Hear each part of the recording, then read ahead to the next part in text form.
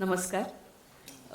मी आणि आत्मा त्यांच्यामध्ये थोडंसं रिलेशन मला पुढं करायचं आहे. मला वाटतंय आज मी पुस्तक आणलं पण चुकून तिथेच राहिलं, ते तुझ्यासाठी का काढलंय त्याचं कारण असं आहे की अगदी सुरुवातीला अगदी अनऑफिशियली म्हणजे मी त्याला ओळखायचंही नव्हते, तो माझ्याकडे आला आणि चित्र प्रदर्शन होतं त्यांनीच काढलेल्या फोटोग्राफीचं. त्यांनी मला बोलवलं, मी दादरला गेले आणि म्हटलं अरे हे तू काहीतरी तुझं क्रिएशन आहे की खरे खरे डोंगर असे आहेत. नाही खरे खरे डोंगर असे आहेत, जांभळे निळे. आणि मग तेव्हापासून माझी आणि त्याची मैत्री जमली आणि त्याच्यामुळे त्याच्यानंतर अनेक मी शौर्यकथा लिहिल्या. कारगिलचं पुस्तक लिहिलं, अशक्य ते शक्य. ते लिहिताना दरवेळेला ह्याच्या ट्रिपचा मला फायदा झाला, कारण तोपर्यंत मी असं हिमालय त्यांनी जसा दाखवला तसा कधी बघितला नव्हता. आणि म्हणून माझे खूप आभार.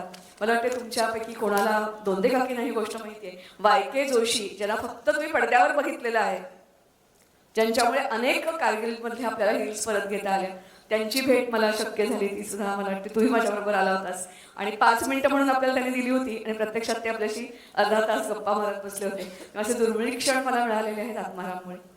मला वाटते जशी मी लडाखला आणि लेहला गेले तशी अंदमानच्या ह्यालाही गेले आणि खरोखरी तो जसं म्हणाला आपल्यासारखं घरच्या माणसासारखी काळजी ते घेतली जाते. कदाचित तो तुम्हाला सांगणारही नाही, पण त्याच्या शाळेनेही एक सत्कार त्याचा केला होता, त्याचीही मी साक्षीदार होते. आता नवीन नवीन महाराष्ट्र गव्हर्नमेंट काय किंवा सेंट्रल गव्हर्नमेंट काय स्टार्टअप अमुक तमुक अनेक फॅसिलिटी देते. जेव्हा असं काहीच नव्हतं त्या काळामध्ये अतिशय सामान्य घरातला, सामान्य म्हणजे अशा अर्थाने मला म्हणायचं नाही आहे, पण फारशी काही बॅकग्राऊंड नाही आहे, अशा प्रकारच्या मुलांनी असं काहीतरी धाडस करणं हे खूप कौतुकास्पद आहे.